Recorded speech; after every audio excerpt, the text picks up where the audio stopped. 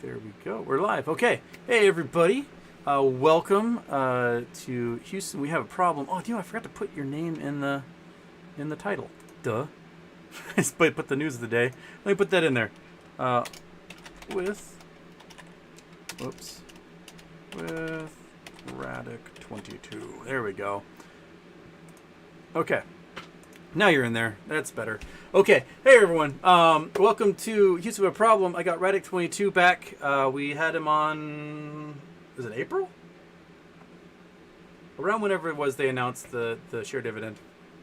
And so we chit-chat about the potentials of the share dividend. Some things kind of came, other things didn't quite. We got a little bit of a price pop, but not quite as much as one would expect if the hedge funds were... not the hedge funds, the lenders were recalling shares. But we hit 160 prior to that dividend split, and then it's been going back down again. But I'm waiting for everyone to start popping into the thing here, and I guess I can throw an intro in here. Ready? 1, 2, 3.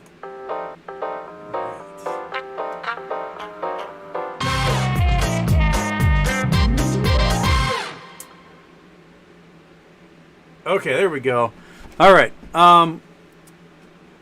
We'll talk about the news first. The big news that just came out this evening is it looks like Joe Biden got Senator Manchin to come on board, which is blowing my mind, to get rid of the carried interest loophole. If you guys don't know what the carried interest loophole is, it's what allows investment managers and fund managers to only pay capital gains taxes on the compensation they get for managing people's money. So they're only paying 20% taxes on the hundreds of millions or billions of dollars they might be earning managing these funds. And now they're going to have to pay 37% income tax on those gains or on that compensation. They were showing some math. It was going to mean, an extra $1 trillion over the next 10 years or something. So it's a lot of money that's going to be going to help, reduce deficits and do some good stuff. Beyond that, I don't know what else is going on. I spent all day sweating in the sun doing yard work because my yard is a nightmare. And then I went and took like a freezing shower for half an hour, and now I'm here. But if you guys have questions for Raddoc, throw them in there. We'll get to it. I won't necessarily be reading the chat as to what your questions are there, like I normally do. Instead, Raddoc and I are going to have a gentlemanly, scholarly conversation about the dividend. So, how you doing? Excellent. Yeah. The split dividend, yes. And some of the European brokerages apparently sold everyone's shares and then bought back the next day and are refusing to admit that there was a dividend. Like, no, it's just a stock split. And so, everybody now has lost their long-term holdings for whatever tax-related things they have. So, oops. So, if you are one of those Europeans, yell at your brokerage and get that fixed, I guess. Yeah. Yeah.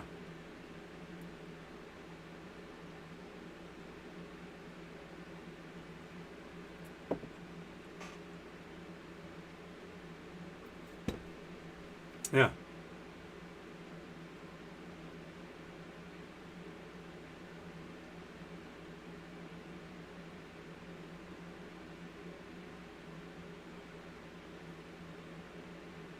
Yeah. Yeah.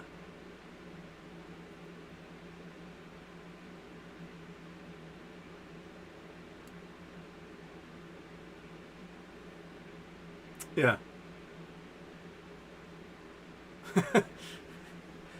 Yeah, I have side shares in 4 brokerages. I got Fidelity after hours trading closed, and then it was after midnight that all the other ones put it in. So I was wondering if I was gonna get it before open and whatnot. And then other people got notices that they wouldn't get it until the following week. Yeah. Oh no, we've been having this whole conversation. No one can hear us. One sec. We may have to go back through and do everything. All right. Oh, I gotta go.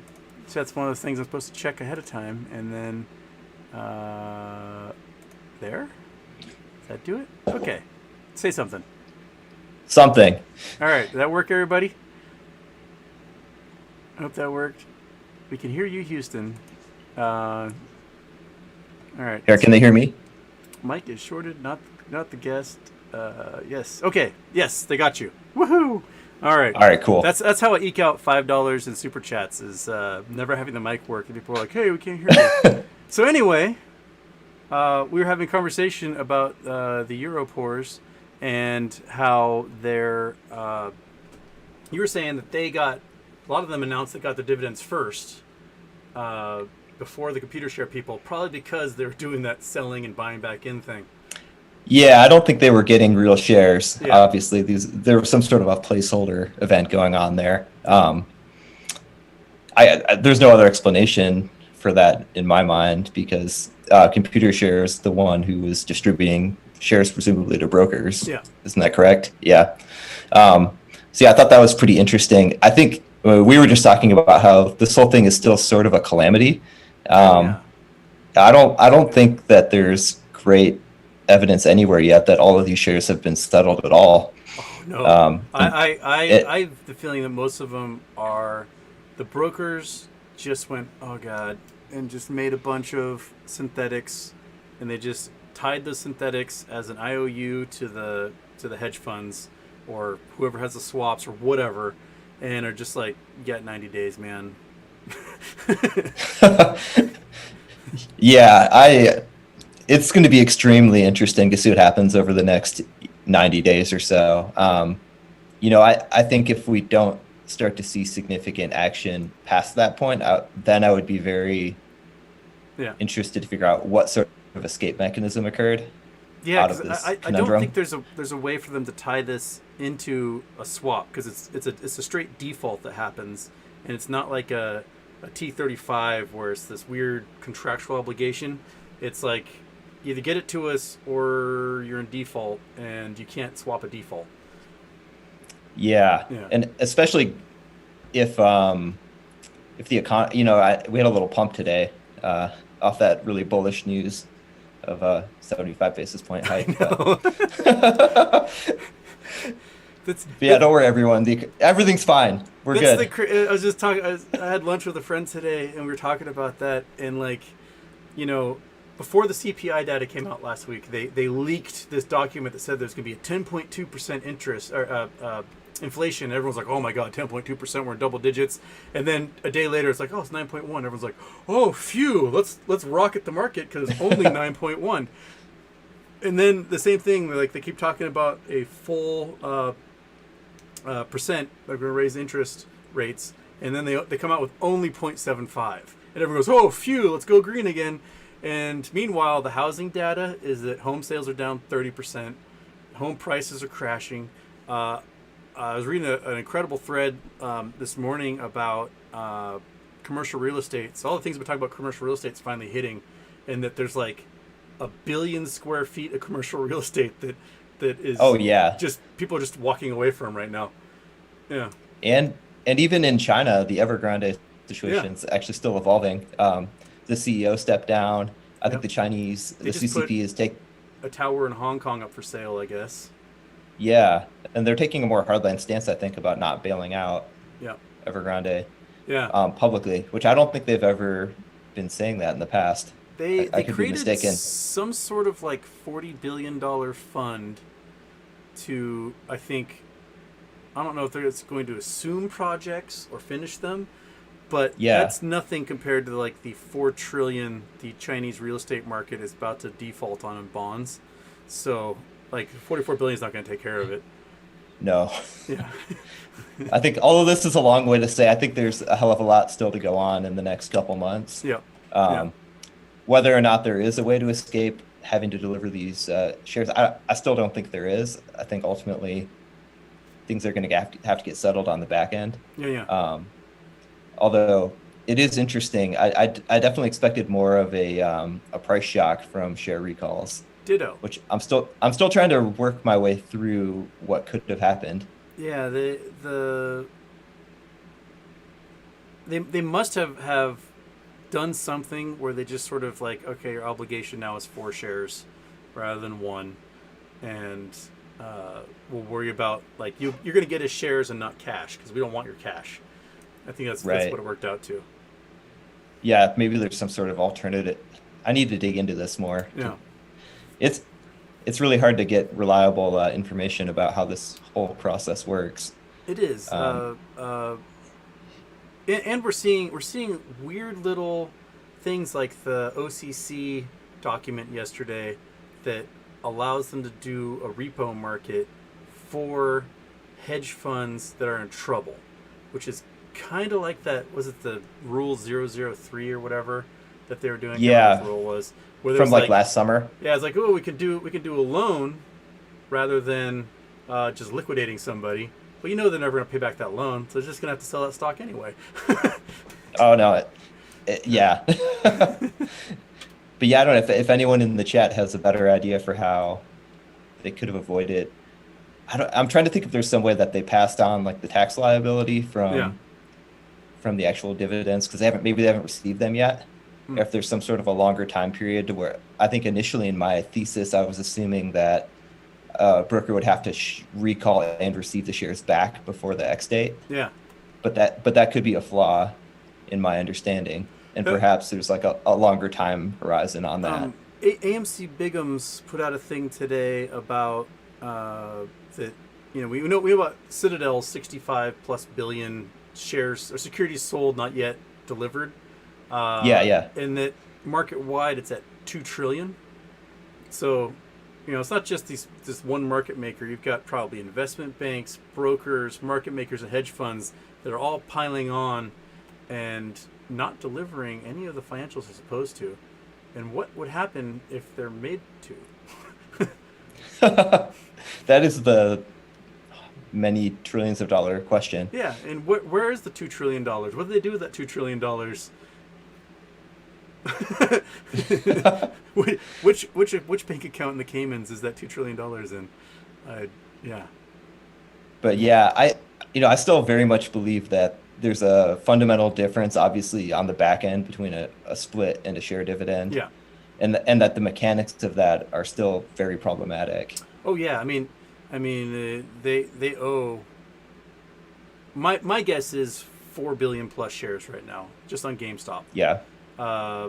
And I think these guys, they have been going after the smaller cap, bankrupt pink sheet stocks, trying to close those positions while they can. We're seeing those zombies popping like crazy right now.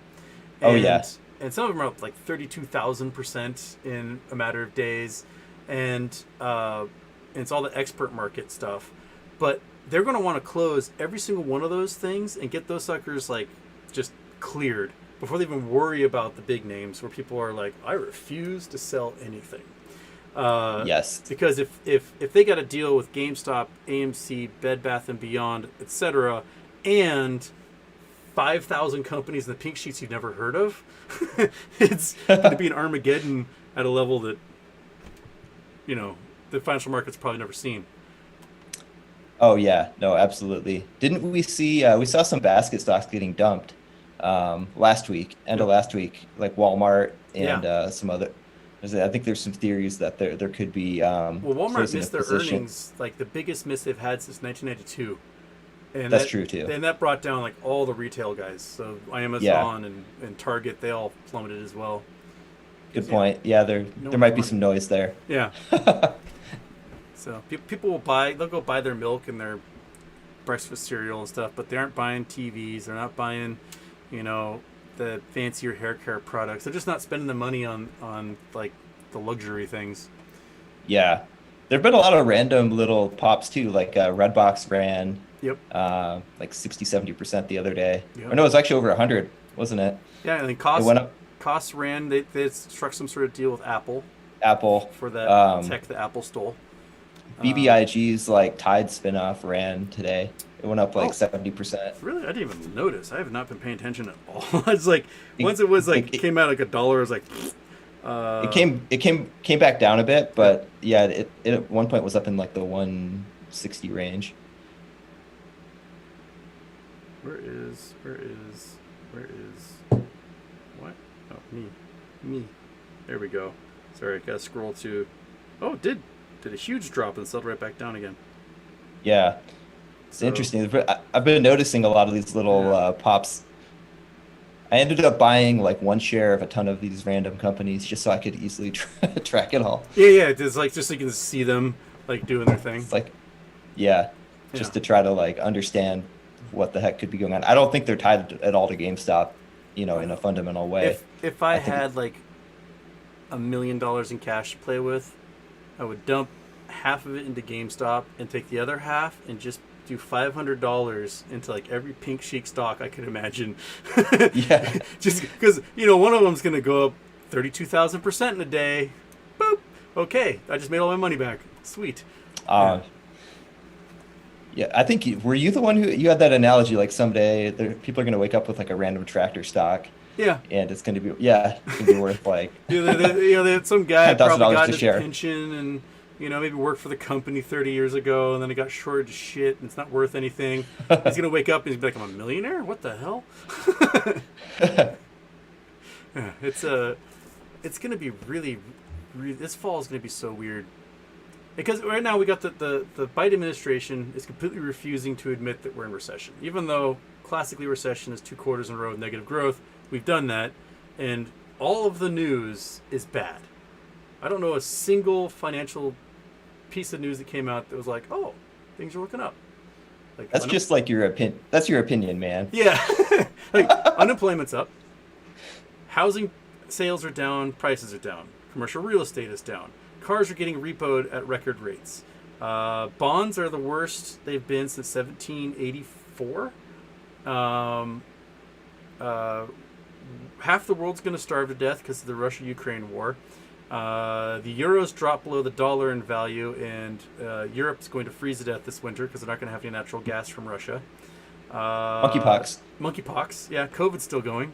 What else can we throw? Chinese bonds toast. Chinese real estate market is down 50%, and it's 1/3 of their entire economy. They got no cash because it runs in the banks constantly right now. Yep. German manufacturing's down 16%. U.S. is down 22%. Shit, like there's nothing. No one's going, oh, things looking up. Everyone's like, well, it's gonna suck for a while, and then Jim Cramer comes in and is like, oh, I think it's over. Coinbase at 450. Let's go. He's like, yeah. Coinbase. Everyone's gonna go to prison at Coinbase, and Bitcoin's gonna go down to $900. I think. Yeah, Bitcoin just popped. I think. Let's see. So I was getting notifications here. I think it went up into like 23 range. Again? Yeah, 23.1. Why? How? What? I, dude, I don't know. Yeah, 23.1. It did. It went up 9% today. All because everyone at Coinbase is gonna go to prison. That's really. Yeah. Have you been messing around with the marketplace, the beta? Looking at it, yes. Getting anything, no. I need to figure out. I want to get Problemo coins, the ones that I made last year. There's a joke. Into layer 2, and I'm trying to figure out how to do that. Okay. I may have to post it to Uniswap with like an Ethereum coin or something to get it to have liquidity before I'm allowed Yeah. to. So I got to do all the research into how to do that. It took me long enough to figure out how to like manipulate somebody else's code to make it say Problemo coin. So not really my field of expertise, but I can look at someone's code and be like, okay, I just changed that name there and that one there. Change that from 10,000 to 100 million. Let's go. Oh man. So I want to be able to like start getting Problemo coins out there because why not? It'd be funny. Oh, yeah, go for it, man. Yeah. So, but also like, I minted as a joke, I just minted a couple NFTs on OpenSea months ago, Yeah. and I've never done anything with them. Just to, like, I just clicked that, mint that. Oh, again, just suck a bunch of Ethereum in my pocket. Okay, and now I have a NFT. I've not done it on the GameStop marketplace yet. So can anyone do it, or do you have to get like the creatives? Thing? You have to be you have to apply still. It's Okay. not open to everyone yet. And I think they actually stopped taking applications currently. Well, They there were a have lot so of people much, just like doing super stonk memes, and they had to like get rid of yeah. all those guys. And then people were doing like the falling man from 9/11, like the guys Yeah. like that's not. I Let's not know. do that.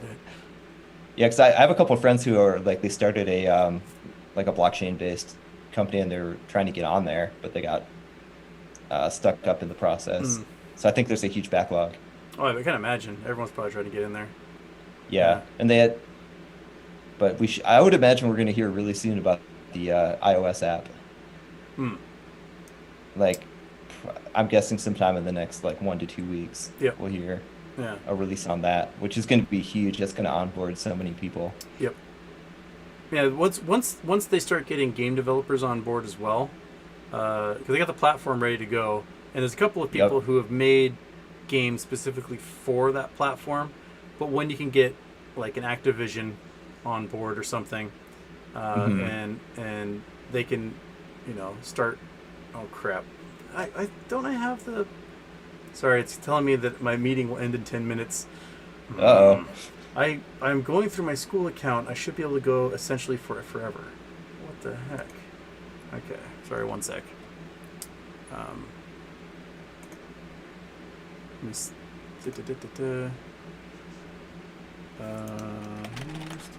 dot. Oh shit! What is my school email? I never check it. I'm so bad about that. It's okay, man. I have like 6 email addresses. I can only remember 4 or 5 of them. Access restricted. I don't even know what that means. What are you? Sorry. We may have to. We may get kicked off, and I'll just make another one. And we'll come right back on because it's not liking my school email all of a sudden. I think I got it right. Yeah, that I totally just messed up the.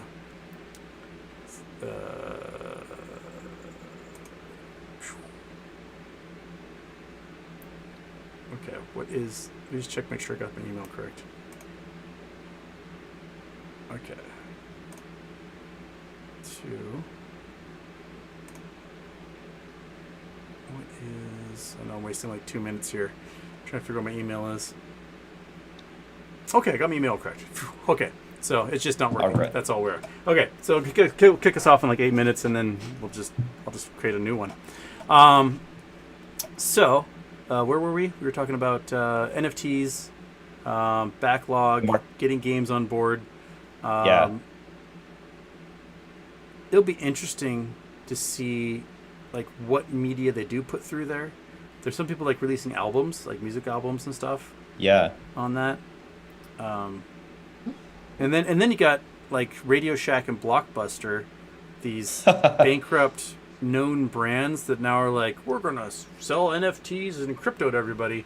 And I wonder what other bankrupt are we gonna have, like, KB Toy Hobby and FAO Schwartz all of a sudden selling crypto to everybody also.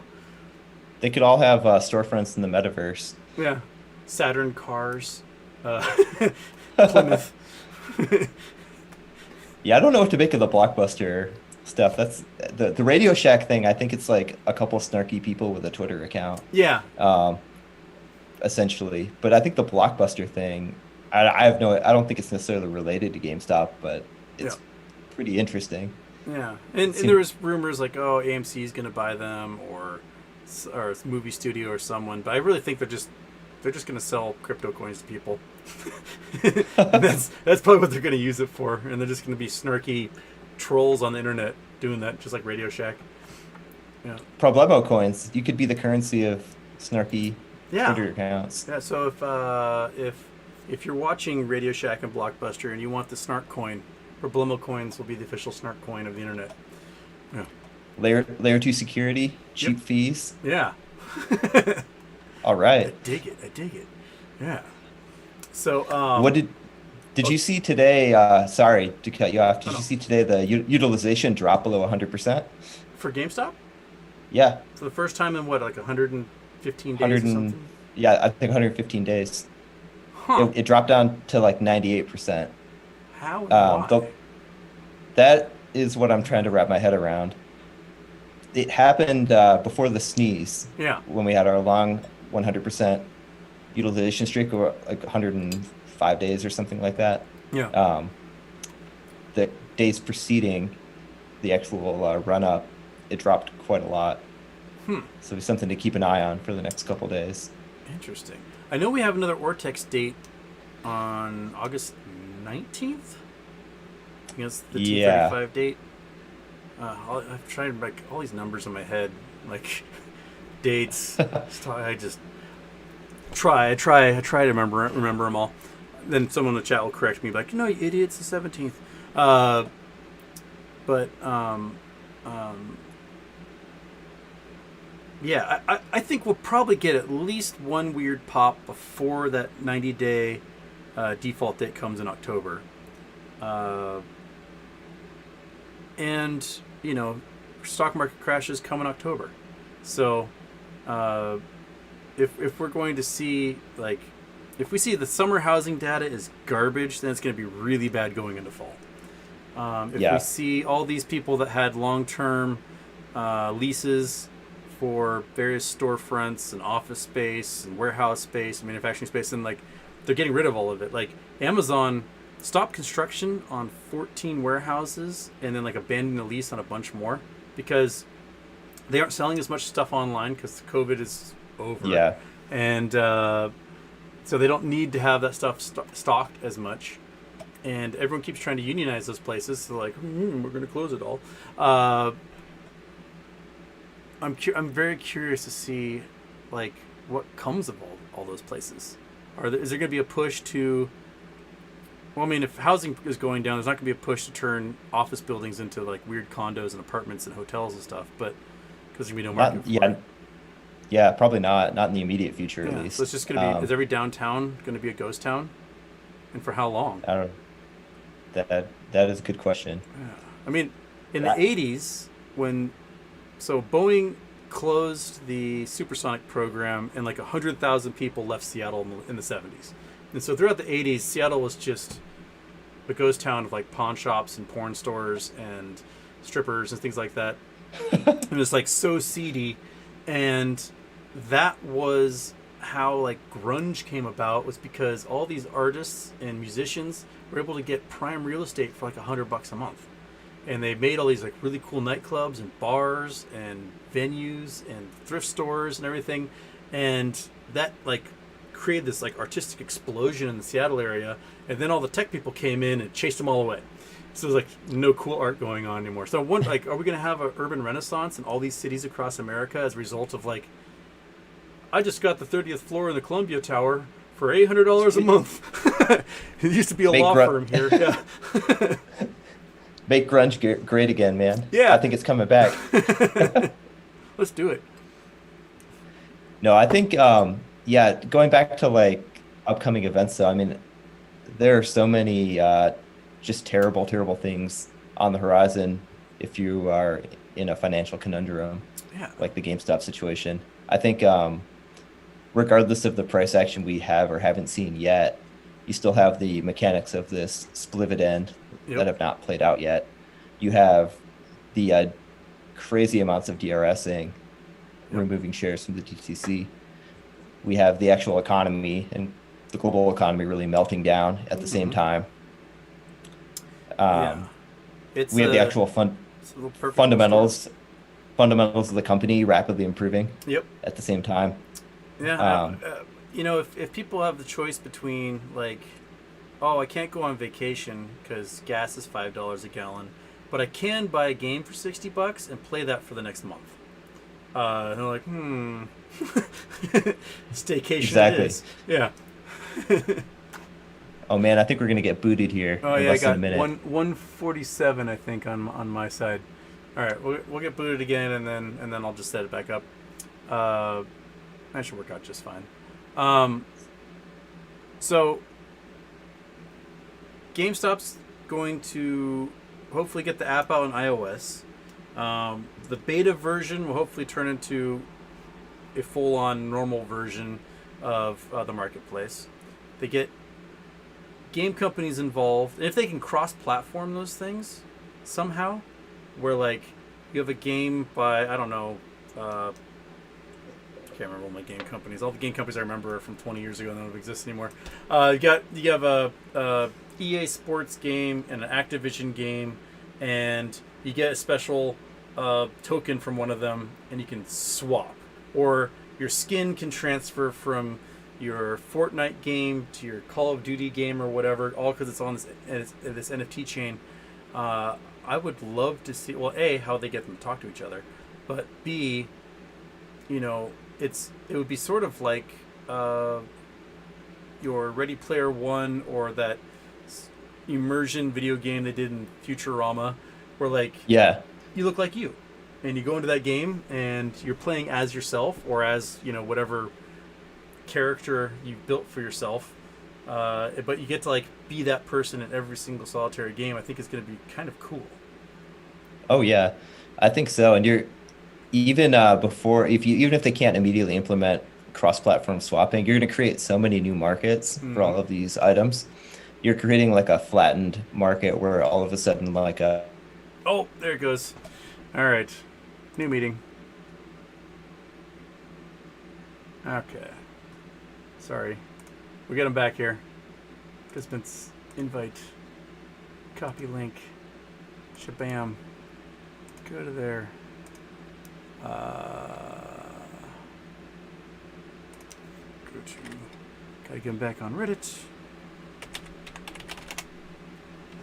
Nope. One more D on that word. Oh, technical difficulties, people. Go. There we go. Okay. Click. Loading. And shaboom, bam. There we go. Okay. Oh. Where'd my camera go? What happened? Start video. Start. There we go. Come back. Come back. Why is my video camera? What happened? What is happening? Admit. This happened last time. My camera died during a show. Sorry, my camera just died. Why? What if I unplug you? Hey, can you hear me? I can hear you. My camera, Okay, cool. My camera died on me. And there we go. That work? Okay. Okay. Video.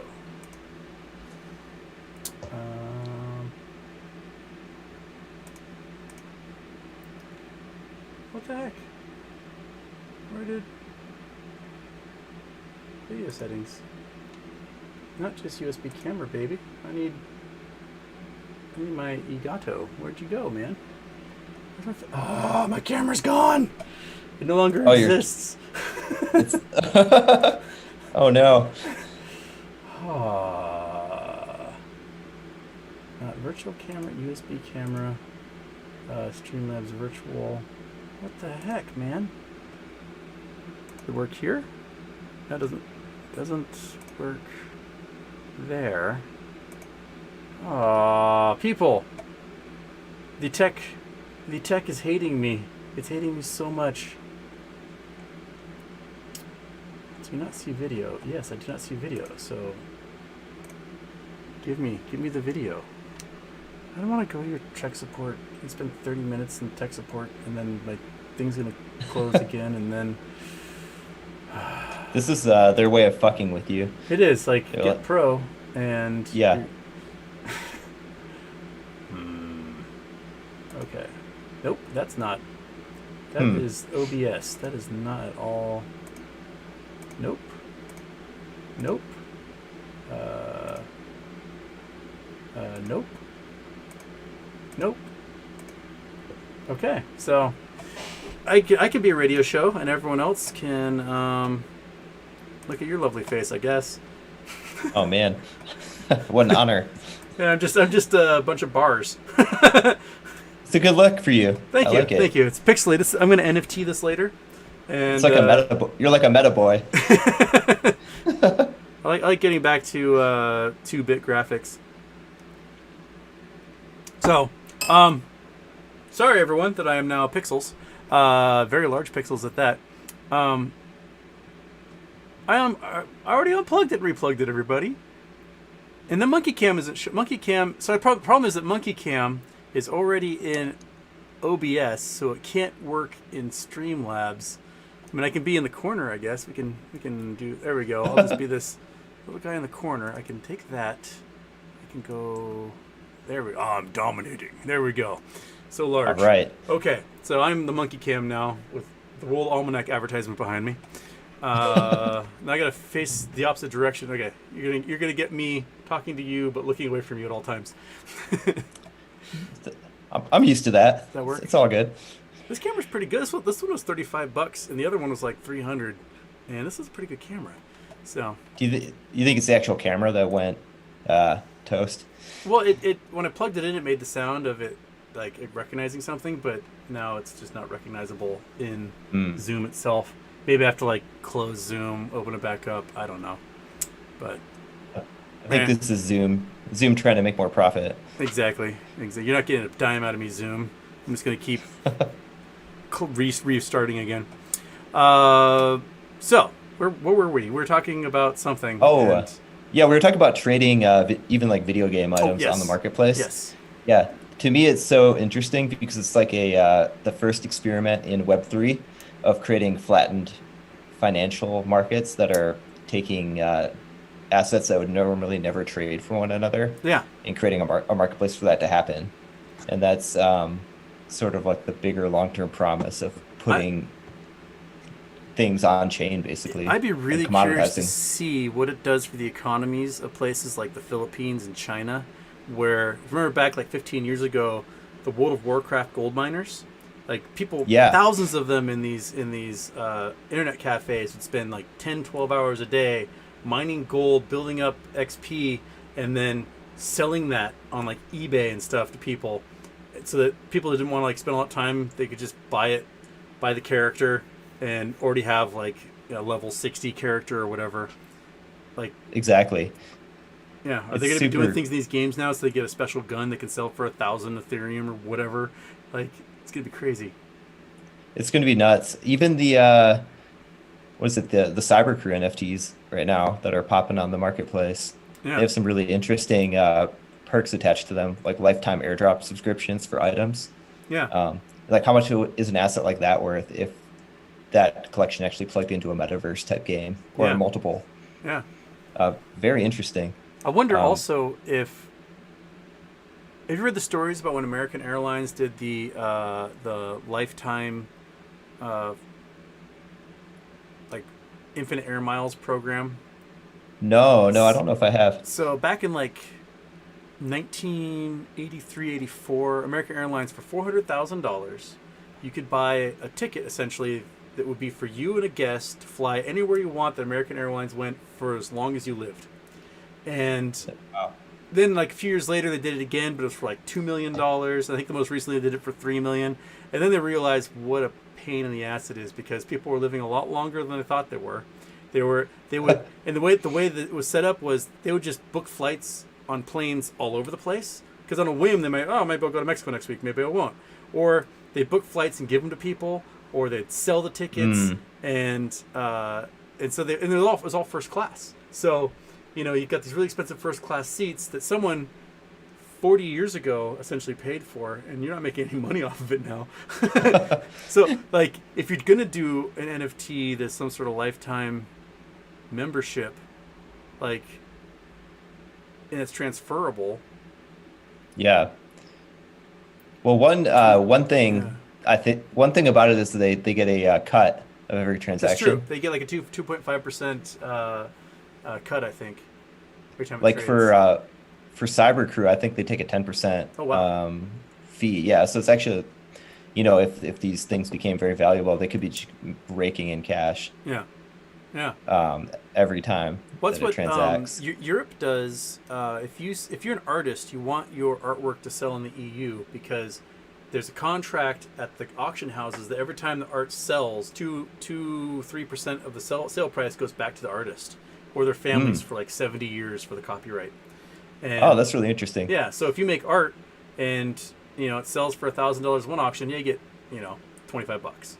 But if it goes to a big auction house years later and sells for $30 million, you're set because you're going to be getting Yeah. those residuals every time it sells. And yeah, so it's not just artists like painstakingly making something and then screwed for the rest of their life. Yeah. No, I think that to me, I was listening to the the co-founder of Anderson Horowitz on a podcast recently, and they were really heavily invested in Web3, Mm-hmm. and he was describing, kind of the three different versions of the internet. Um, the third being own, which is the idea that you can own value Yeah. and transact it online. Previously, you could only really write. It's like Web2 is more like social writing, creating content, Yeah. not necessarily owning it. And Web1 was really just kind of information, like seeing. Yeah. And I thought that was a very apt way of approaching, the promise of what people want Web3 to be. And obviously, it isn't to that level yet. I always tell people who think I'm crazy that this is going to happen, that this is kind of like living in 1989 and trying to imagine, the internet in 2010. It's Yeah. just so different than what anyone imagined back then. If you go back and read old stories about the internet, it's hilarious now. I mean, everyone assumed it would just die out and no one would ever transact on it. I am curious about like you go into a Web3 platform, you buy your land or whatever it happens to be, your boats, your gifts, your toys, and yes, there is a ledger about this, but because it is a physical architecture, that stuff's sitting in the cloud somewhere. So, Hmm. is there redundancy? Like, if the server farm goes down or someone doesn't pay the bill or whatever and they format a hard drive, is there a way to reconstruct? Or are you just like, oh, my mansion in Fantasyland is now gone forever and I spent millions of dollars to live next to Snoop Dogg and like what guarantees do you have that it won't just blink out of existence kind of, Yeah. Celsius style? Uh, like, Digital volcano insurance. yeah. Yeah. That's like a Family Guy bit, right? No, yeah, that's a good question. Yeah, I would imagine there's enough like AWS redundancy built in Yeah, yeah. to where something like that would be just extremely unlikely to happen. Spare some kind of crazy solar event that you would Yeah. know more about than me. Yeah. It's Um, but yeah, no, I think it's a really fascinating time to be alive, man, and especially to be invested in GameStop and watching I mean never all a of dull the all moment. of oh, it's It, crazy. I yeah. think for many of us, I mean I wasn't really that invested in the markets until this whole turn of events, Yeah. um, and I don't think that that's a unique story at all. I had basically beyond just putting money every month into a mutual fund, I had stopped prior to the Yeah, whole GameStop thing, and it was friends and family just constantly asking me to explain things to them. Where they're like, okay, this is how it works. This is the mechanics of this thing. This is that thing, and it's stuff I hadn't thought about in a decade. And then all of a sudden, like I do this show 3 times a week, and it's what I do now. No, and I think that this movement has made more people around the globe aware of how to trade, what to trade, than anything else in history. I think it's democratized the information behind trading more than any single event. yeah, no, I would agree. I would agree. It's really like done so much for, I think, just for financial literacy and even just Yep. peeling back the curtains on how all of these things work.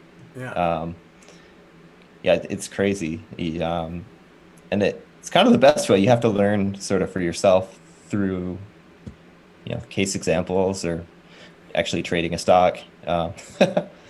But yeah, I just never even knew all of these like settlement mechanisms on the back end, of the roles that brokers play, the roles that these market makers play, all of it No, completely new to and the me. things we found out since, like, there's what I knew before then, and then in the post sneeze realm, when we started learning about the swaps, Hmm. the settlement dates just being blown past, the uh, uh, ignoring margin calls, the uh, looking the other way for all these illegal naked shorting of things because they can do these crazy equity and debt swaps.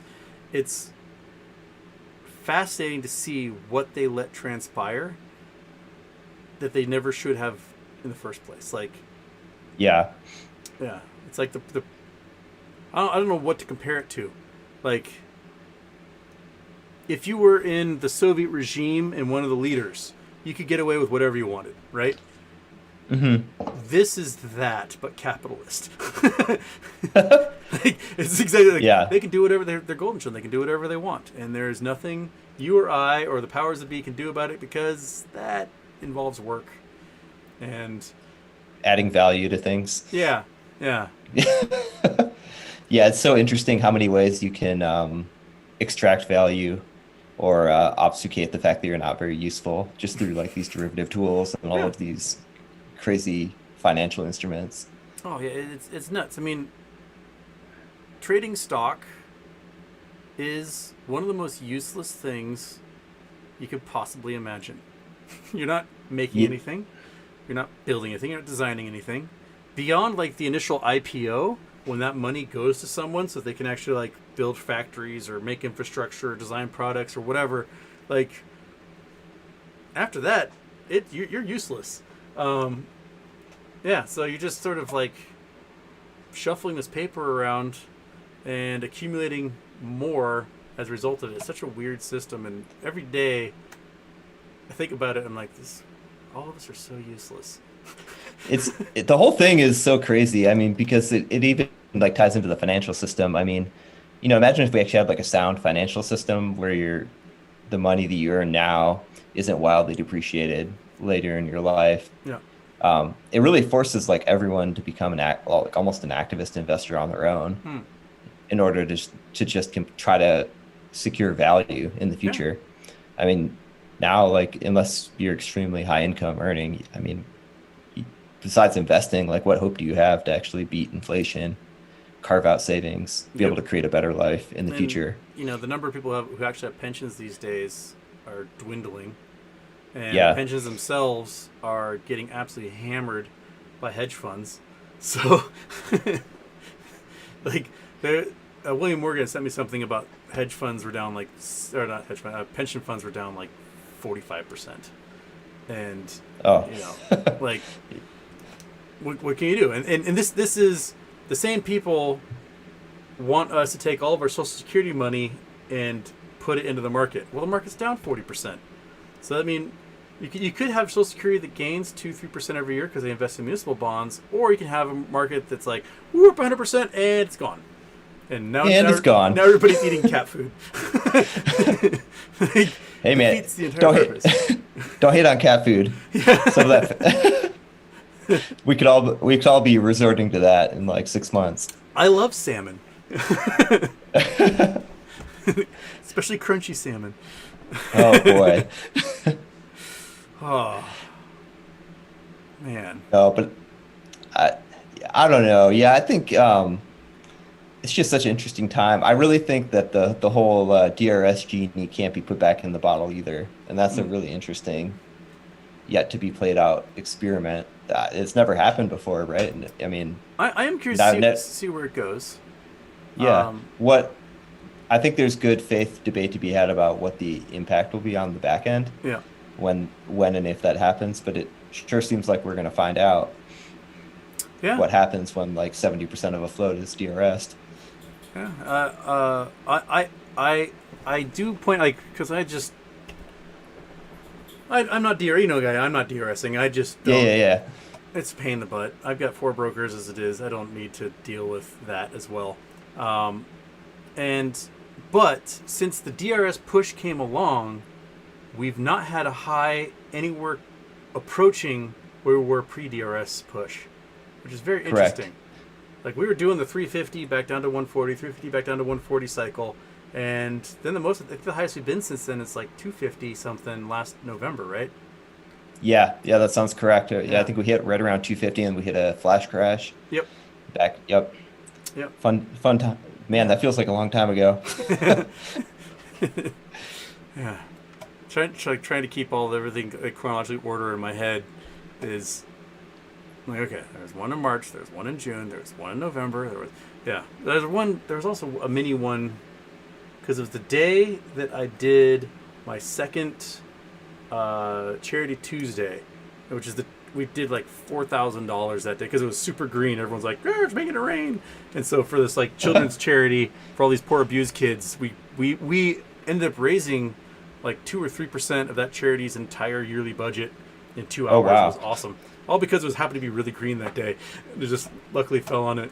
And then there's a couple of days we've done the Charity Tuesday where it was real red and it was really hard to to get the donations. I totally get it. But man, Yeah. I can't wait to do a Charity Tuesday after this sucker pops off. Oh, We'll be man. like, That'll be excellent. no, big dog, your head is so warm. Get out of my lap. It is too hot. Houston, what do you think about the critical margin theory? Critical margin Curious. theory? Yeah. Explain it to me because I don't know if I read that. So it's a theory that there's some sort of kind of exponentially decreasing line past which, if GameStop surpasses, we basically blow through all the margin that's holding it down. And over time, that line has been decreasing, and we've been trading within a more narrow range, essentially, along with like a rising floor. Yeah. And it's sort of it's sort of like a Dorito shape, I guess. Well, I would mean, be how some people- the squeeze, the sneeze, they definitely made it clear in the reports that have come out that the DTCC did not margin call people when they were supposed to. And, Yes. And so that price at 480 or whatever was hitting was definitely past the point of no return that should have been point of no return. But they struck out the buy button, they prayed, and the price magically went down and everyone just breathed a sigh of relief. I think when we got to like 348 March of last year and we saw it go down to 160 in 10 minutes or whatever it was, that was a panic short attack. And I agree, yeah. And we saw it get really close to 350 again last June and panic down. And anytime it got to 250 last November, panic down. We touched 200 a couple of times this March, April, and Panic down. Panic down. And I think because their only solution is naked sell more shares. That they just keep increasing their liability, which means that the total amount of margin they can have per share is at a much lower price. So we might get to a point where $100 a share, $100 a share would be equivalent to $400 a share right now. So we might get to a point where it's like $50 a share will doom them. There's some speculation, I think, I don't have the exact numbers handy, but that it could be getting closer to that point because I think like the 200 deflect that we hit a few months ago when we had that big crash back down, I think based on some of the charts people were posting, it could be theoretically even now below that, now down into like the high 170s, low 160s. Yeah, you just divide that sucker by 4. So yeah. Yeah, I'm still not used to dividing everything by 4. But the thing is, my floor did not divide by 4, so now I just have 4 times as many shares. Exactly. Yeah. So that's the great thing about MOAS. Yeah, they're going to have to get them eventually. And then we have, we don't have just the margin based on the price of the stock, but we have their assets under management, which have been getting hammered. And, And right now it's kind of, it's treading water. Like the SPY is at that 390, 395 level for no reason whatsoever. After bouncing off 360, that if we do have a day where, Biden comes out to lecture and he's like, we're in recession. The markets will go, whoa! Or,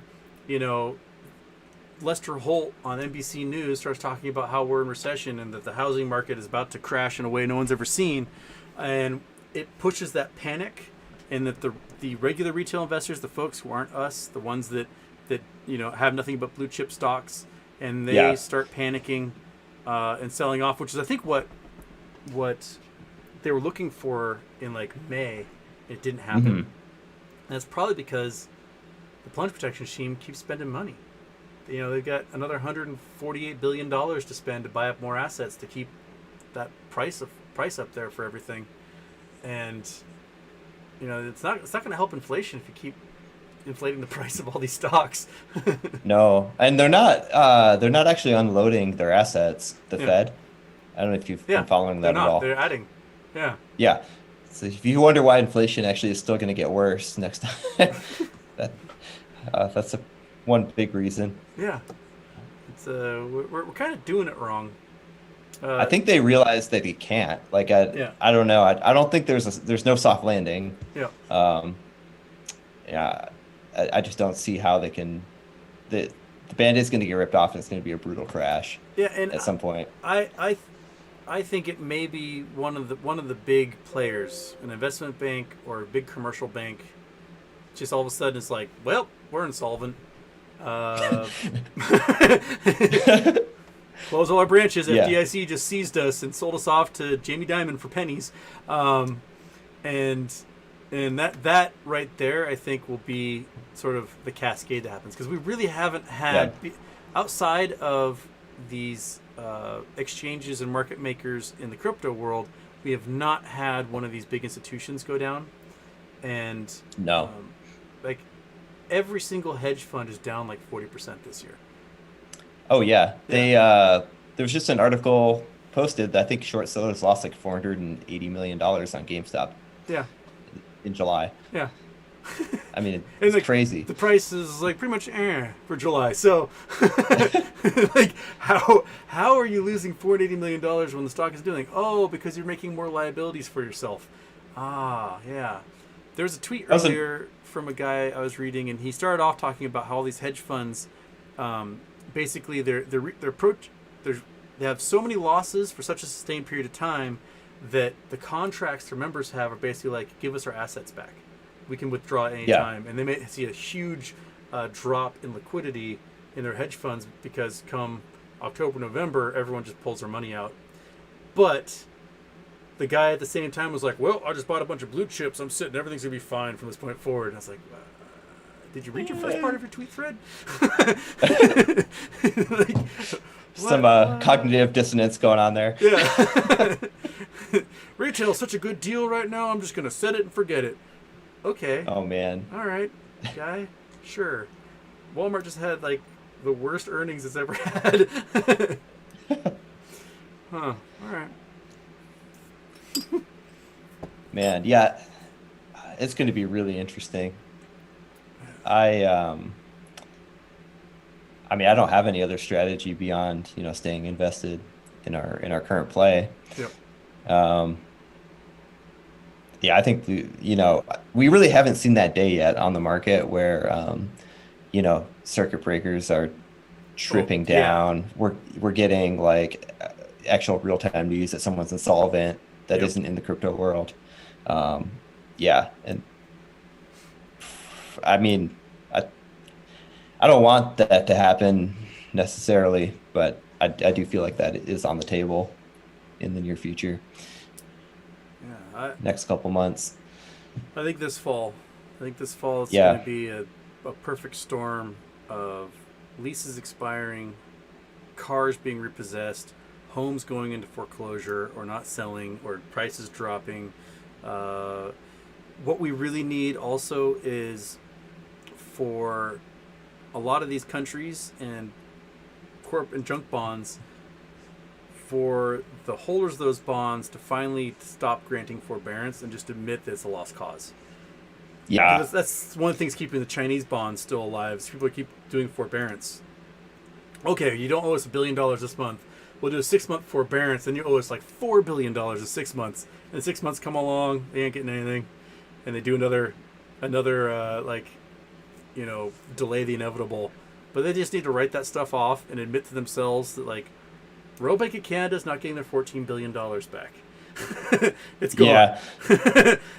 And I think they're so entangled together. It's like a kind of a mutually assured destruction Yeah. sort of scenario for some banks, especially, that it could just be a situation where there's like not a path out. And so, you don't have very much leverage calling back. And we have all these banks too that were once again allowed to take everybody's savings and checking account money, and rather than sticking it into mortgages and business loans and whatever, they just took it and they lent it to hedge funds.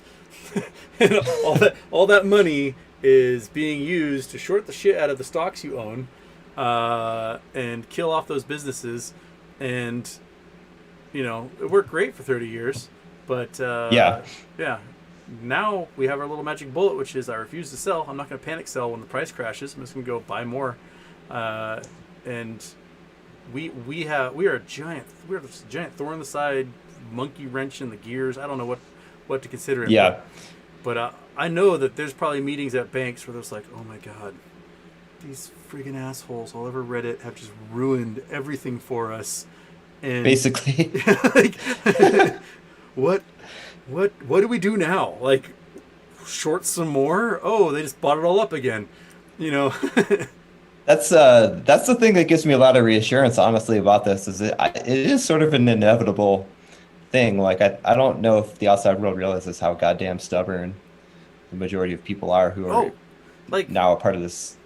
That was one of my initial points. Is like, yeah, there's people who took life savings and things like that, and they mortgaged their house or whatever, and they bought just boatloads of these stocks, which, yeah, huge balls on you. But like, I got into this essentially with my vacation fund, because I didn't get to take a vacation during COVID, so I just put a few $1,000 at it, and boom. And you know what? If I lose that, my lifestyle does not change. Like, I'm living exactly the way I'm living now. Eating the same food I'm eating now, driving the same car I drive now. But if they lose, then all of a sudden they're going to be misspelling my name at Starbucks. And that is a fall from grace from the country club life, owning mansions and Lamborghinis, to everything has been seized either by the government or by your lenders. And what the heck? Sorry, things are... Okay. Or, and you're toxic. No one's going to take you back. Like, oh, you cost this hedge fund $40 billion. You cannot have a job here. Try Wendy's, please. Exactly, yeah. Yep. Yeah. You can go back and live on your parents' estate, I guess, and hope for that trust fund money. But oh man, you're going to be replaced by Cletus from Tennessee, who threw 10 grand at GameStop in January 2021, and all of a sudden he is the power player, and like, we're going to see just a huge flip. And I think the demographics of who has power in this stuff, and it's going to be weird. It'd be totally different. Yeah. Oh, dude, before I forget, did you see, I have to look this up again. Somebody posted that like 40 million shares were borrowed today, but not sold into the market. Really? They must be teeing up, either they're teeing up a huge short attack, or someone's getting the T35 on something and they got a cover. And so, I'm wondering if, I think there was like, people were also wondering whether or not they could be issuing them like as dividend shares, like borrowing them at the fee. Yep. Issuing shares they don't have or aren't getting. And then where are these shares coming from? Like, how I don't know. Does anyone have shares to lend? That's a whole other... has bought 40 million shares. We haven't seen a single 13F of anyone buying that many shares. No. I have no idea where these shares are coming from. Yeah. I mean, that's probably the fact that we don't know probably tells you what you need to know. from the share mines in western Colorado. They're just mining lots of shares constantly. Yeah. But yeah, it'd be interesting. I mean, presumably if there are all of these synthetics out there that are owed IOU dividend shares, I mean, how the hell are you going to come up with those shares Yeah. without buying? I mean, without having to basically, buy back. Yeah. So I don't know. I wonder if there's some mass borrowing going on though from some parties trying to kick this can a little bit further down the road. Yeah, and I just don't know. Like, if you go look at Morningstar and you click on, ownership, they got the institutional, they got the funds, and it shows, 70% of the float is claimed ownership by these institutions. Yeah. Now, granted, that does not include family funds. We have no idea what family funds own because they don't have to report anything. Correct. So there could be, of the $8 trillion in family fund investment out there, there could be some huge Archegos style funds that are shorting the shit out of us and we just don't know. Or they've gone heavy and they bought a bunch of GameStop and AMC and whatnot, and maybe they're lending it out. We don't know.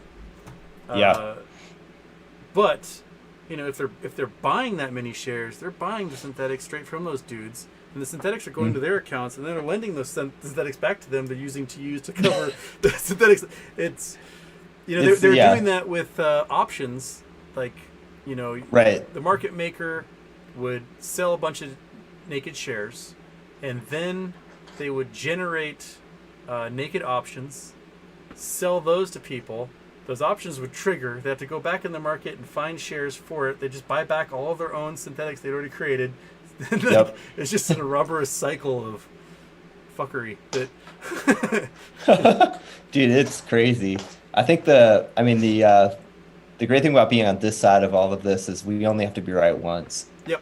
They have to do this every day. Yep. Basically forever. Yeah. Perfectly. And do you really want to go into finance if your entire job at Citadel is to figure out how to survive another day because a bunch of dweebs who bought a video game retailer stock refused to sell that video game retailer stock anything below $1 million? You are not. Dude, graduate from Wharton and you're like, I got a job at Citadel. Oh my god! Every single day, I've got to figure out how to not go to prison. That is my entire job. Sounds like hell. It's Sisyphus. But with a private banking account. Yeah. Man, yeah. I don't know. I feel like something big's gonna happen soon, though. I don't know why. I think I'm just convinced that there are so many variables working in the same direction now. Yep. Against people who are short. Many of them they don't have control over. Mm-hmm. I think all it takes is that one. Yeah. That one where, their prime broker's like, oh my god, the SPY is down 50% on the year. We're not gonna, if we don't margin call them now, we're not getting anything back from them ever. And he's got to pull the trigger at some point. And one of those guys is going to go down. One of those guys somewhere is going to be so over leveraged that they're like Archegos. They're just going to have to go, oh crap. Yeah. They just bite the bullet. And I think they saw the damage Archegos did. I mean, there's Credit Suisse apparently is never going to recover. They're so doomed right now simply because of all that margin they gave to Archegos. Yeah. And is that where JP Morgan is? Is that where Merrill Lynch is? Is that where Goldman Sachs is? Is that how many of these investment banks lent too much to these family funds and to these hedge funds, and they know for a fact that every single one of them is underwater? Yeah, it's going to happen. I mean, this whole thing is a black swan event in and of itself. Yeah. This GameStop situation. I mean, they obviously could never have actually foreseen a situation where people would irrationally disobey all of cognitive understanding of how people behave in the stock market for its entire history. Yep. And deliberately buy things at illogical prices according to models. Oh yeah. What's And then, going to come out of this is going to be a completely different market, I think. yeah. And then the whole DRSing thing, like that's a whole other, again, nobody knows even what happens, Yeah. but no one could have even ever imagined that would happen at all. It's like retail investors would just decide to remove shares via this process that I'm sure almost no one had even heard of Yep. a year ago. I mean, it's a process for basically people that want to be on the boards of companies. Like, Yeah. like, oh, I've got 10% of the company. I'm going to register this so that I have those shares guaranteed. And now I'm an insider, so I can't trade it quickly anyway, so it's fine if it just sits in there. Yeah. But, you know, will it mean brokerages start putting shares in people's names after this because people leave the traditional broker? Or, I don't know. I do think the post-mortem after all this will result in all sorts of new laws and regulations, and like harsh ones that will come from Congress, not just like, you know, SEC, where SEC is like bad, but Congress may, you know, put some teeth in reg show and just make it so that you cannot naked short for any reason ever anything, and or, you know, maybe they'll give the SEC prosecutorial powers like the FBI. Yeah. Which would be awesome. Like, that would definitely help. Yeah. I think could be it could impetus to actually move towards a blockchain market in the future too. Yep. You know, a lot harder to naked short things on a ledger. I don't know if anyone's figured out how to do that effectively yet. I think basically what they did was just Ponzi schemes, where you staked your all of your crypto to this one platform, and they're like, we're going to give you 20% a year interest, and then they just took your money, and it's gone now. And it's gone. Yeah. It's so funny. I met I won't say any names, but I met a guy who was doing this. I met him through mutual friends, and it's like this tech guy, and he had so much capital in this exact setup. Yep. And I was trying to figure out how the hell he was making like 30 to 40% returns a month. Yep. And I told him, I was like, dude, this is a Ponzi scheme. Exactly. Yeah. He would not believe me. But yeah, it was like a part of the whole Celsius thing. I was reading about people, you know, they had $70 million in shit was the one that just went under, Do Kwon's thing. Oh crap. Gotta do it. Ew, he's gone again. Alright, new meeting. Click on that. Make you big. Go to participants. Invite. Go back to Reddit. Go to the message thing. Give him another one. Da-da-da. Bam. There we go. Luna. Thank you. Thank you, chat. Luna. That's the one. And of course I have no video again. Because stupid. Why did the video just disappear there? And why can the $35 camera do HD, but the $300 camera apparently cannot? Why? ¿Por qué? ¿Por qué?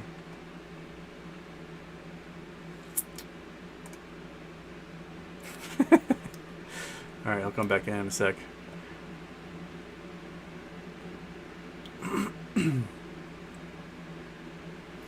So how's everyone doing? Having a good time? Having a good evening? Sorry, I did that daytime show yesterday, and I lost like 3 pounds just in water weight, and I had like such a heat exhaustion headache at the end that I was like, I can't do another daytime show while we're having this little heat wave going on. So it'll be evenings unless I get somewhere air conditioned. Yeah. Okay. Where is he? Come back, Raddoc. Boop-a-doo. Boop, boop, boop, boop. Come on. Give it to me. Okay. Get it?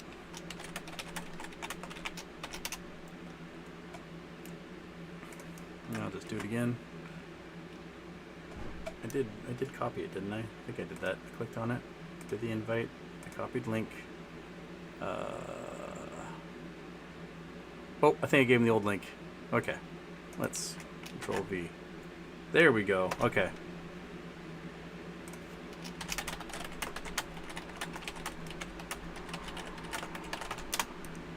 Okay. Okay, Spencer's here. Admit. Get in here, Spencer. There we go. Where are you? There. Here we go. All right, we're back. Oh, can you hear me? I can hear you. All right. Let's. There we go. I'm back to Pixels. I am. There we go. I get to be Pixels again. And we were talking Do Kwon Luna. So yeah, I was reading about this guy that he had $75 million in Luna staked. And I'm gonna be honest. Oh my God. If I ever have access to $75 million of anything, I am out. Like, yeah. Like I am. If I'm getting 20% returns for doing nothing, and I got 75, I will diversify the shit out of myself after that and turn off my brain forever. If you find yourself with $75 million of any cryptocurrency, live your best life. That's my advice. And that you can consider that financial advice. Live your best life if you have $75 million. Don't put it all in a Ponzi scheme, please. Oh man. There's this poor guy that I worked with, and he was like really early into Bitcoin, but he was one of the poor unfortunate guys who spent a bunch of it back in the early days. Buying Domino's pizza and stuff for 11,000 Bitcoins. Yeah. Just stuff like that. Yeah. So I mean, he'll like describe like the $2 million pizza, yep. the etc.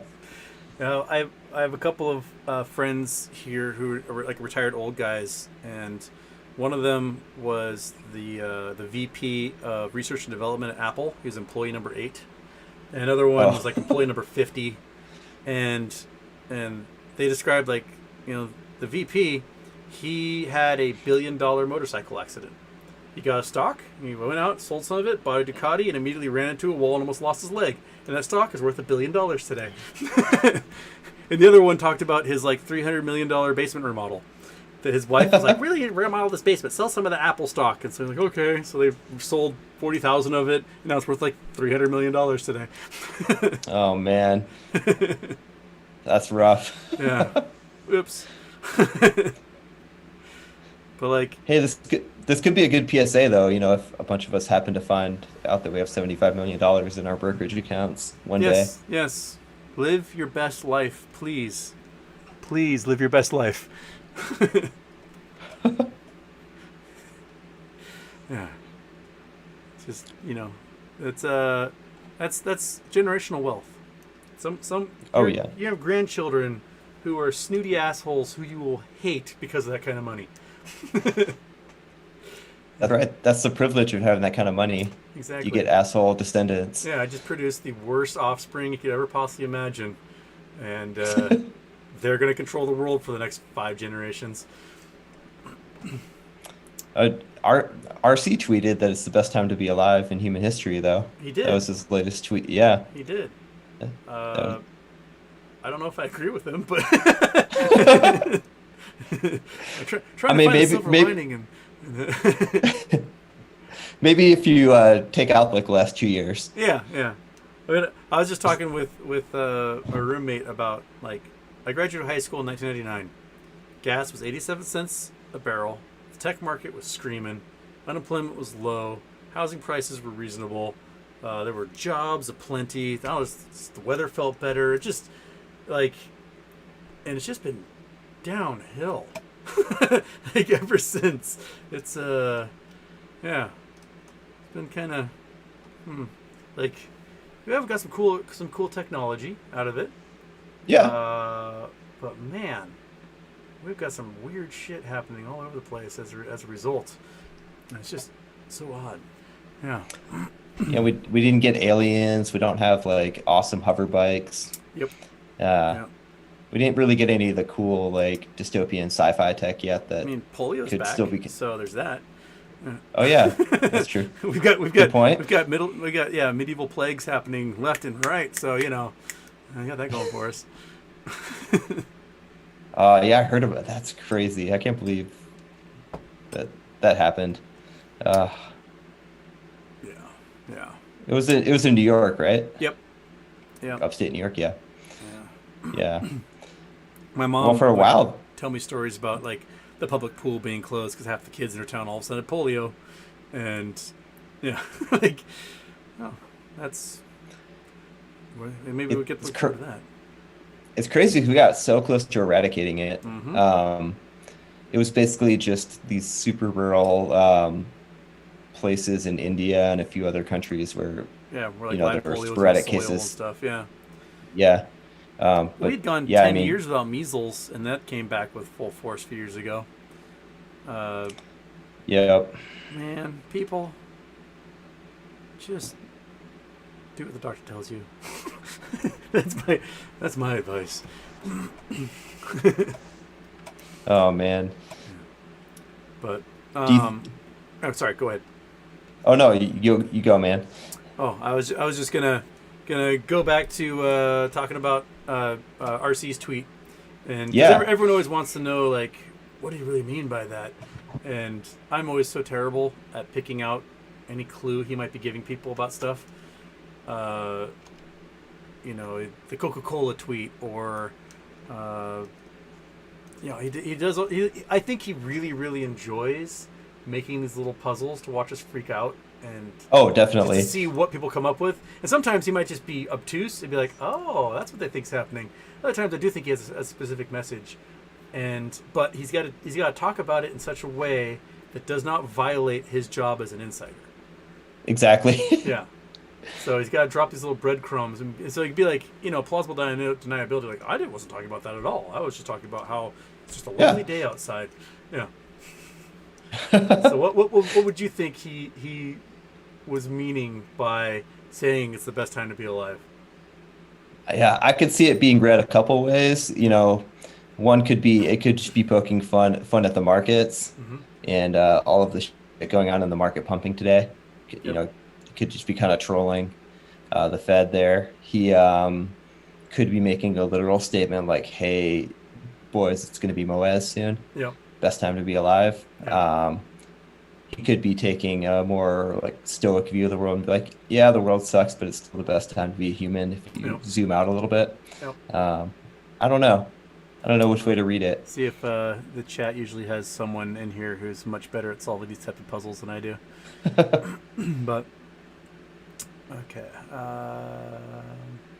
No, I'm not seeing anybody in here yet with any good ideas. There's 400 of you watching right now, so someone, Spice Girls, I don't know it.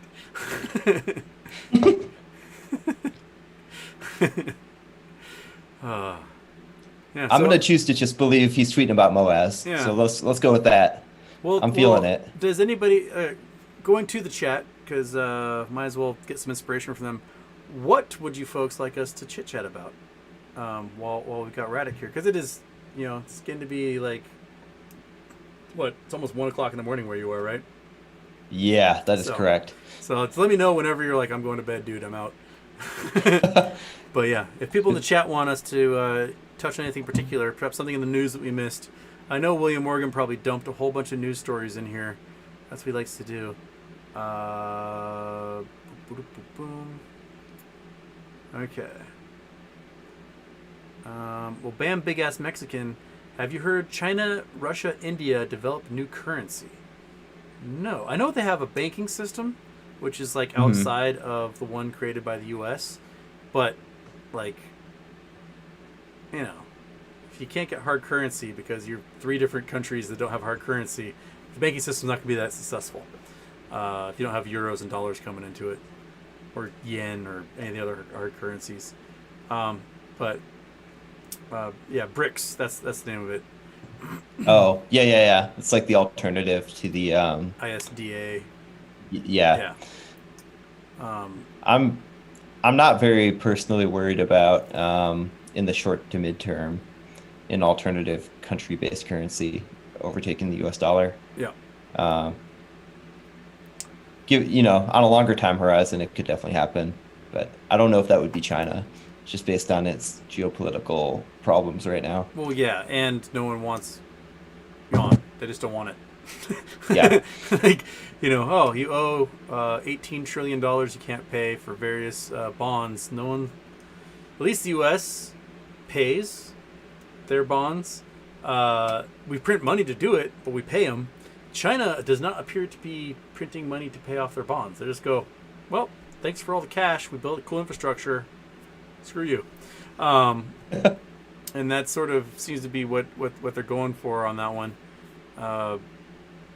Yeah.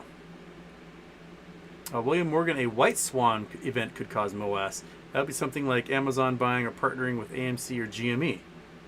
Okay. That would be interesting. Yeah. I mean, I think with the rollout of the full marketplace, we're going to probably hear a lot of big partnership news in general. So I don't put that off the table at all. Yeah, I mean, a big retailer like GameStop already has really close ties with Sony, with Microsoft, with Nintendo, with those big companies, plus the gaming companies themselves, because you're constantly doing business with them and making orders, and so you're going to have all sorts of connections. So the first step is the networking, which they have, and second step is a good idea and everyone going, okay. Yeah, and then you just devote a portion of your programmers to making this thing plausible and workable. Which, if you spent the last, say, 2 years developing an entire platform with the coding language and inputs, and all you have to do is turn it turnkey over to someone like Activision or EA or any other big gaming company, then then it's just plug and play almost after that point. Oh, absolutely. Yeah, no, I think there are going to be some major just people in the video game world who are able to take what GameStop's doing and run with it. Yeah. And I think that's the beauty of the infrastructure they're putting in place, and the beauty of RC's he's maniacally long-term focused in everything that he does with Chewy and with GameStop. And that's there's a few out there that are really good type A's at those long-term focus. I mean, Jeff Bezos is one of them. Say whatever you want about him, he's a weirdo. But when he comes up with a plan, he literally has dates set 20 years in the future for exactly when these things are going to trigger. If you ever have a chance to get your hands on the mission statement he wrote for Blue Origin in 1999 or whatever, like every single date he put in there for the last 22, 23 years has hit. We're going to develop this, it's going to be this, and it's going to be launched on this date. Done.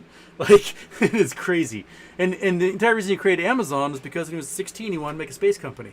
So he's like, how am I going to make a space company if I don't have any money? Oh, I'm going to work in Wall Street. I'm going to take that money and I'm going to make an internet company that sells books, because books go by media mail. That's going to allow us to set up a logistics network, and then we're going to sell everything to everyone. And then I can get my space company. And it's like... Damn, dude. Yeah. And now he doesn't give a shit about what happens to Amazon. All he cares about is space. That's what was his goal in the first place. Yeah. So... It all kind of makes sense. Yeah. What he's really bad at, though, is lobbying. He's terrible at lobbying, so he needs to get better. Jeff, if you're watching this, learn how to lobby. You can't win contracts if you don't lobby. But he's putting in time in the gym, though. He is. The dude's shredded. Not like Elon. No. Dude, I've never seen a body shape like that. I'm not quite sure. It's a new definition for barrel-chested, I think. Yeah. Not to body shame. I guess body shame people. Yeah. But yeah. No. Still, get some sunshine, buddy. Go for a walk.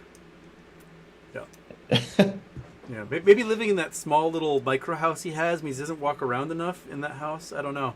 Maybe he's like a giant mansion, so he's got to go from one room to another to get anything done. Get some steps in.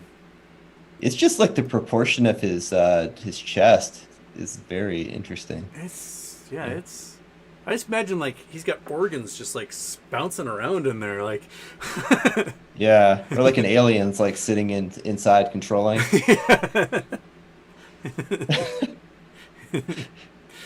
Oh, yeah, probably. Sorry, Elon. I still love you. Okay, Jays, is there one blatant thing either of you has seen in the market that is pointing to shorts slowly losing the reins on price action for GME? That's a good question. Yeah. One blatant thing. Yeah. I mean, I think what we were talking about earlier is pretty interesting. You know, I don't know if it's totally true or not, but it does seem to be that we are trading within an increasingly narrowing wedge of price ranges. Yeah, it's like Um, the basketball. Like you drop a basketball and have it hit against your hand, and like you lower your hands, like yeah, it's kind of doing that right now.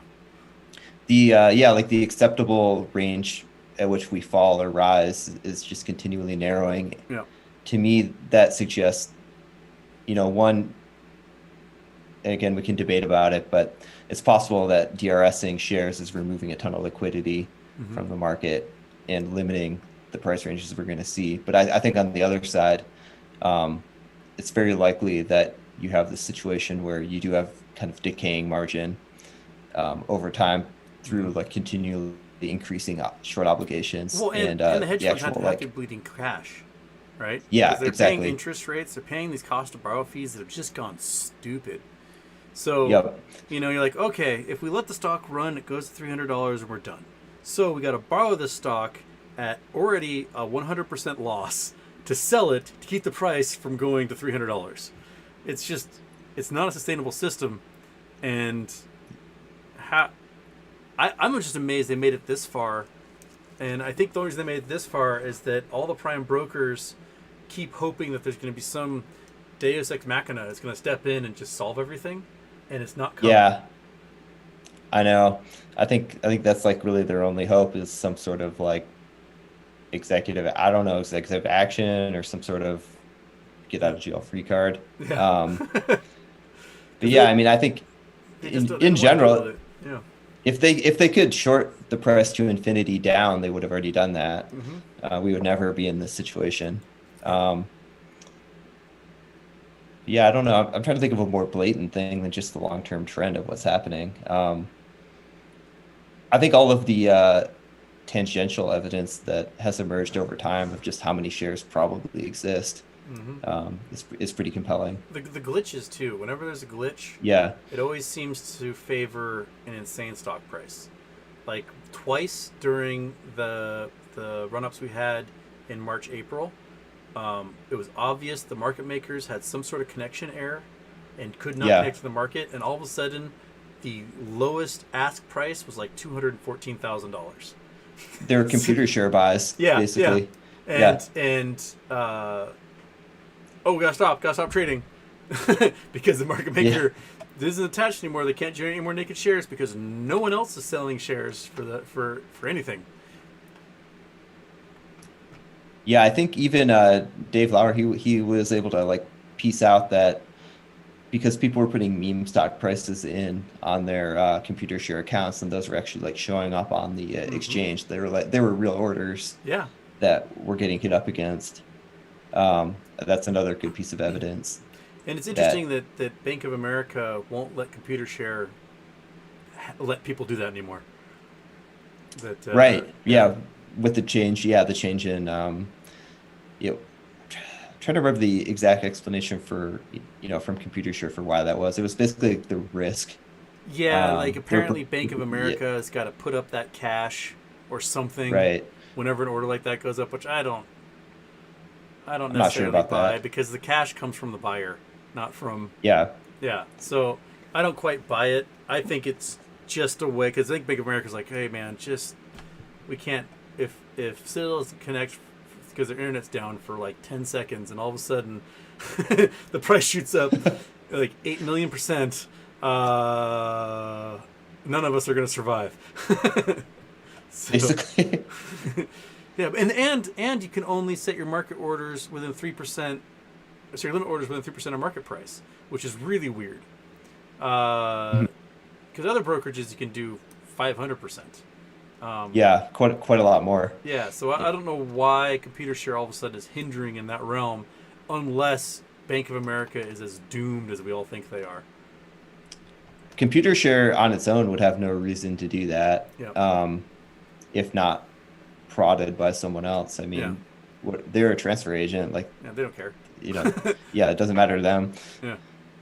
Yeah, money comes in, money goes out. They don't care. They get their $25 Yeah, per share commission, and that's what they survive on. exactly. Yeah. Um, yeah, I don't know.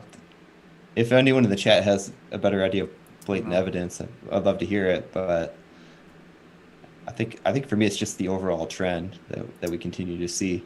let's see here.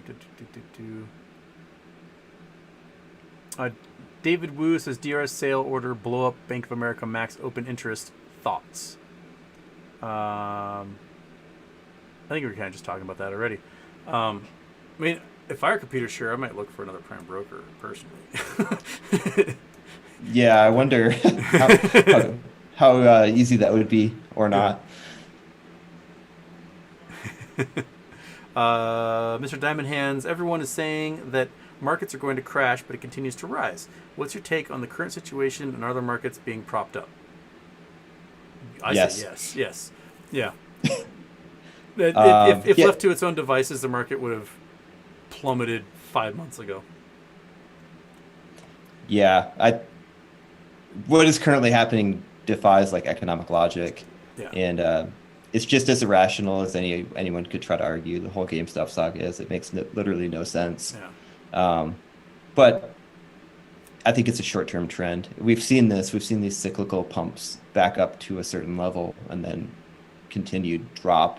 And Yep. if you look at the overall trend, we're step laddering down quite a bit still on the year, Yep. even with the day we just had. So I think we're going to continue to see that. I think you'll see gradual steps down until we hit one of those days where everything goes haywire Yeah. because of some sort of event that cannot be foreseen.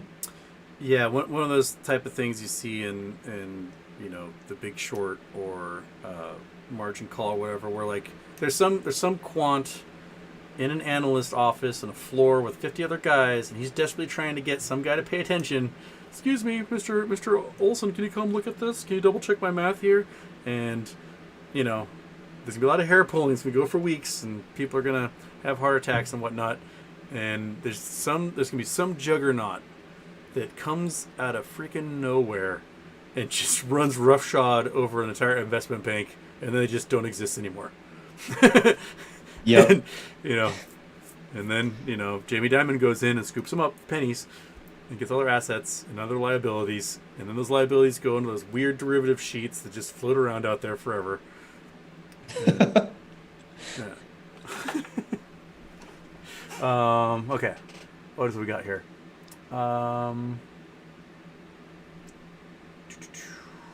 A broke ape. We don't know the money amount they're shorting. They're probably making money while holding on at these levels. I think you're saying. Well, I mean, they make cash when they make it short. You make cash, and that cash has got to go somewhere.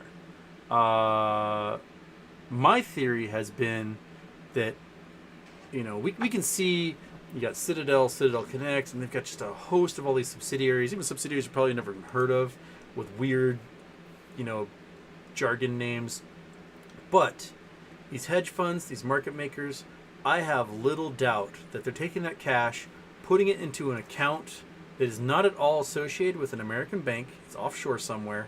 And when push comes to shove, they can just cut that tie, set that account to drift, and there's nothing anyone in New York, Washington, D.C., Chicago can do to get that money back. And right now, they can say, oh, we've got these assets, and it's part of this LLC we have in the Caymans, and we have money, Right. and they can use it on their books now, just like the way they do the repo market. They will, lend their shares or give their shares as collateral to get cash to make a play, but put it on their books as a sale, while also putting on their books as still having the assets. And they're fudging. And they will fudge in any way they can. And I would not doubt if the Caymans is just rolling in short money cash right now. Just awaiting the day for when they all just set those accounts adrift, and then they disappear. Beautifully said. I pretty much agree with everything you just said.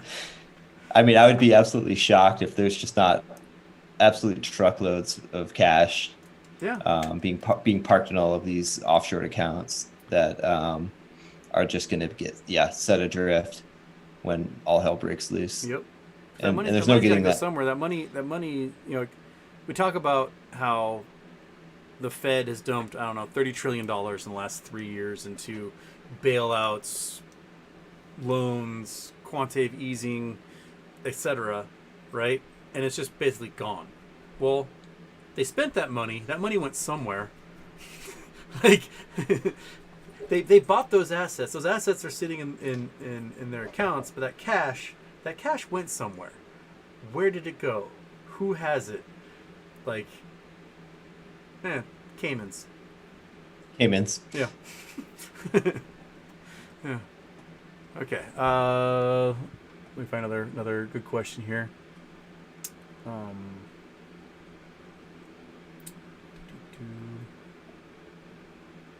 right. Colo Dan, also thoughts on the halts that took place earlier this year. We kind of touched on that. I think it's because something happened and the trading computers at a market maker were no longer connected, selling, like providing that liquidity that they do by selling naked to everybody at a reduced price. That's my theory, and that they had to halt trading and figure out why the link was down before they could open back up again. Yeah, I think that's definitely possible. The one, was it like April when we hit 200? Yep. That one was really interesting because it triggered a certain type of circuit breaker, but it seems like the way that it was, I'm trying to remember the exact details. The way it was triggered wasn't the textbook definition of that sort of breaker. Yeah. And it almost seems like I think they deliberately let the price run that morning because we were like, see what would happen. Yeah, and then they basically let it run and trigger, and then they used that halt period time to sort of kick the can in some way. It was one of those cyclical resets that we were seeing. I don't think we've really seen it since then, actually. Those cycles we used to get leading up to earnings, where we would kind of predictably see a pump and then a fall. Yeah. So I don't know what happened during that event, but I think it was a fairly significant event.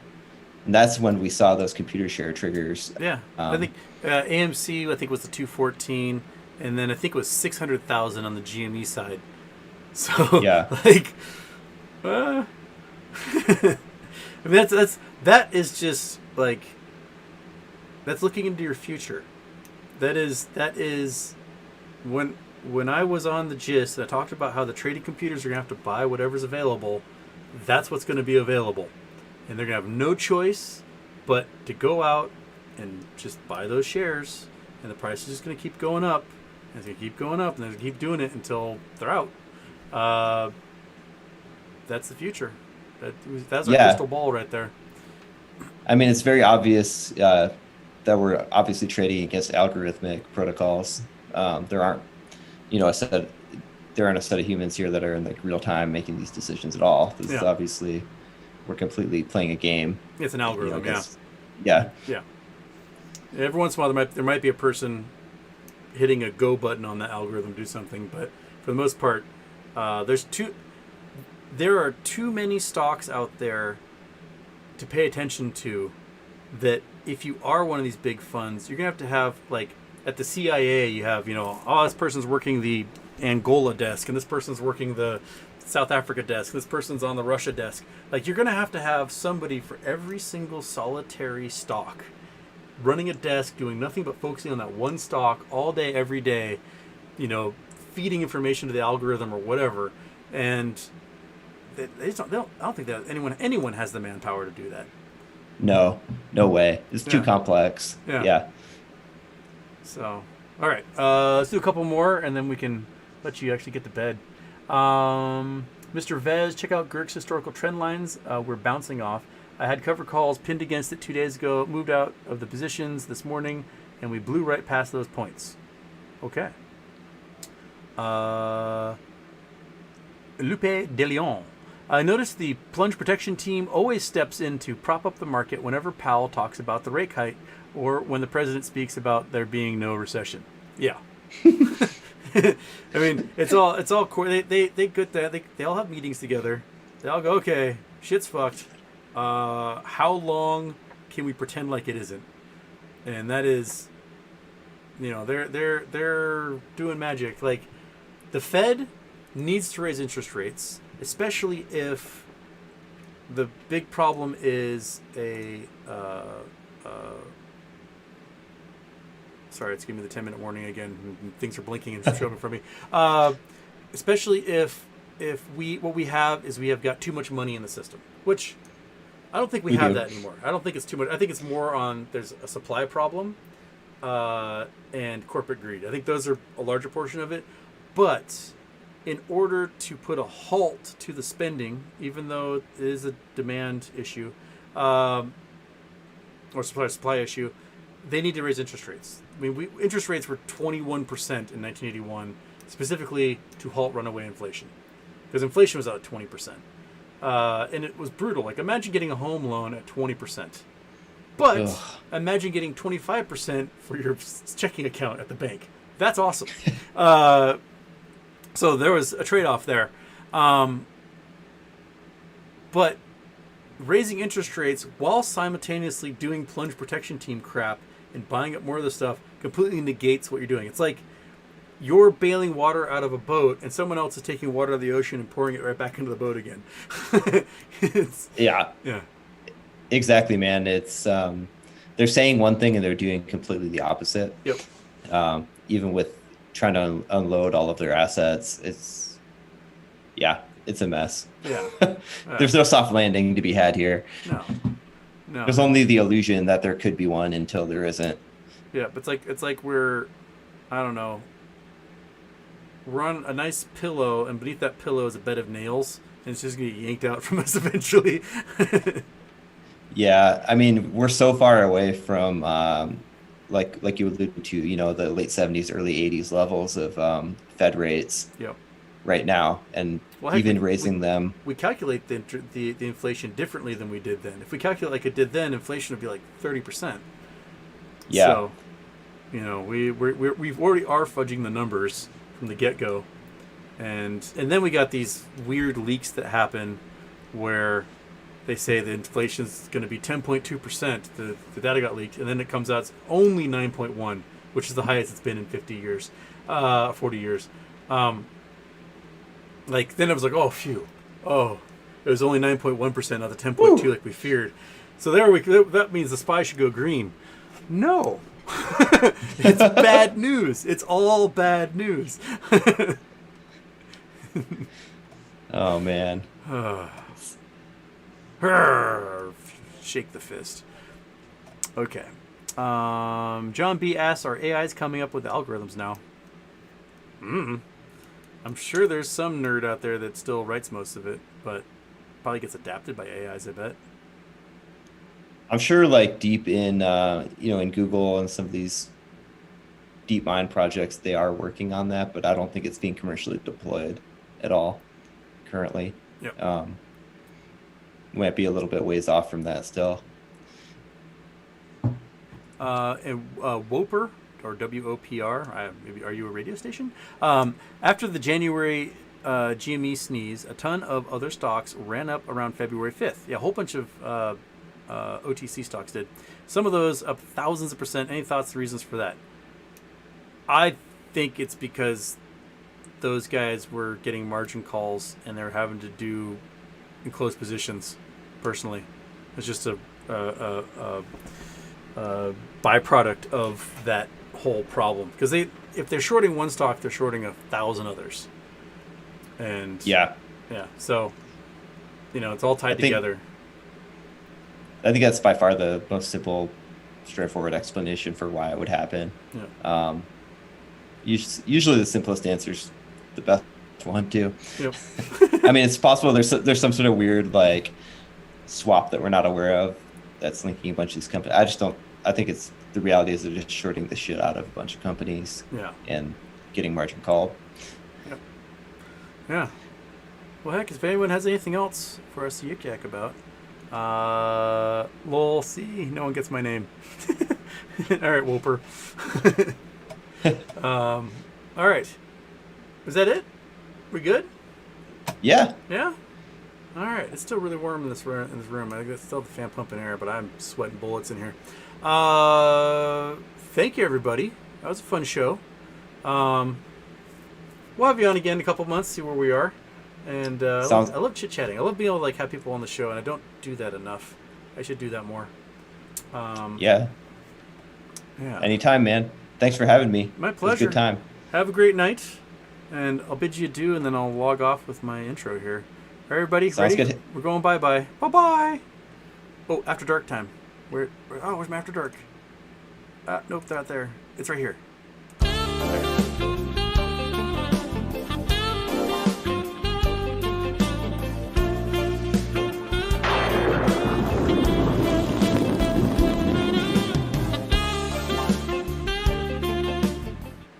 All right, everybody, bye-bye. Have a great night. I'll see you Friday at some point. Probably evening because it's going to be hot as hell on Friday. So,